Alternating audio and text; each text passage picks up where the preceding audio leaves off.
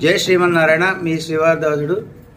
ఈరోజు కొత్త వెంకోజీపాలెంలో వేంచేసి ఉన్న శ్రీ వైభవ వెంకటేశ్వర స్వామి సహిత శ్రీ కోదండ రామాలయంలో శనివారం, అందులోనూ శ్రీరామ నవరాత్రుల సందర్భంగా ఇక్కడ స్వామివారికి స్వరార్చన జరగబోతున్నది.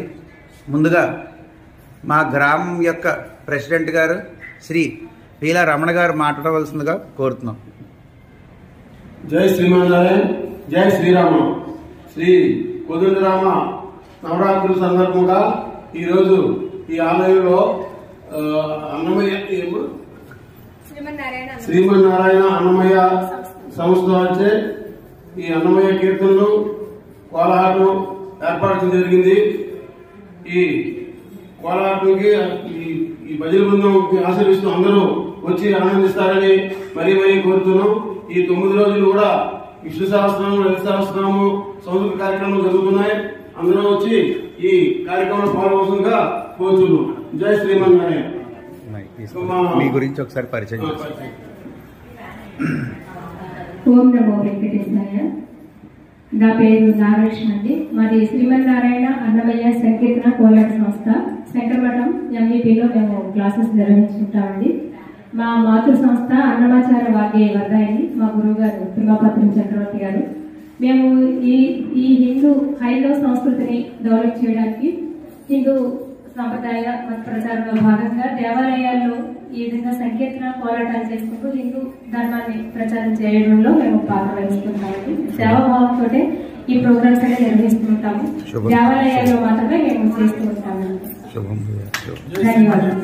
మాకు ఈ రోజు ఈ టెంపుల్ లో అవకాశం ఇచ్చారు సార్, అందుకని మాకు ధన్యవాదాలు తెలియజేస్తాం. మా సంస్థ తరఫున సభ్యులందరి తరఫున మీకు ధన్యవాదాలు తెలియజేసుకుంటున్నాం sir. Thank you so much.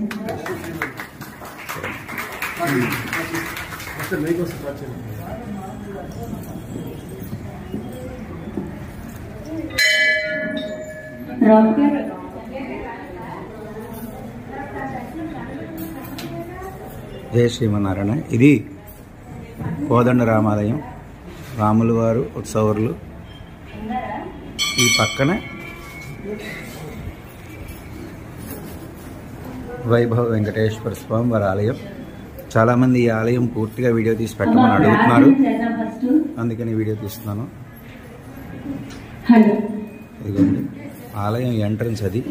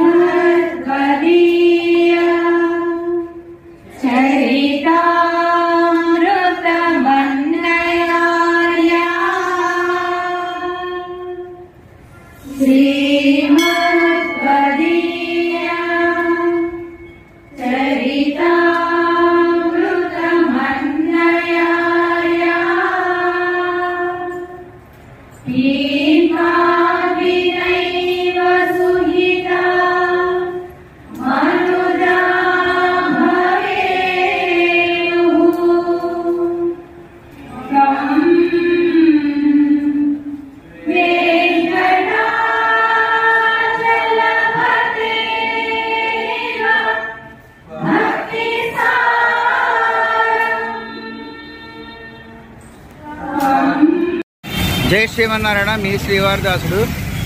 మన ఆలయం ఎక్కడ అని చాలామంది అడుగుతున్నారు. ఇది కొత్త వెంకోజీపాలెం.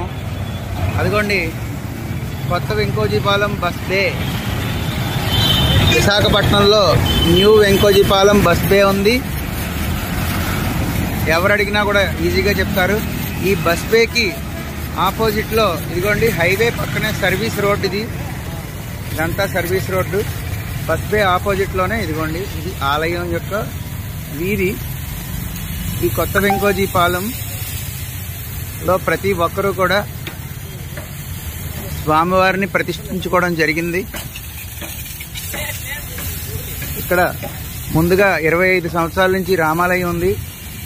2 సంవత్సరాల క్రితం నుంచి వైభవ వెంకటేశ్వర స్వామి వారిని ప్రతిష్ఠించడం జరిగింది.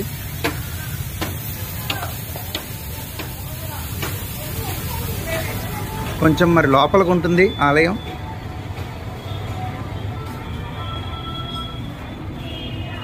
ఆలయంలో అన్నమాచార్య కీర్తనలు, స్వరార్చనలు కూడా జరుగుతున్నాయి. ఇందాక చెప్పాం కదా.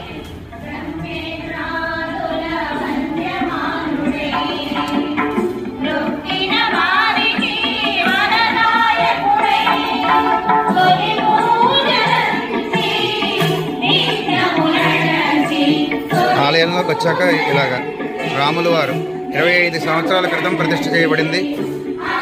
ఈ గ్రామ పెద్దలందరూ కూడా కలిసి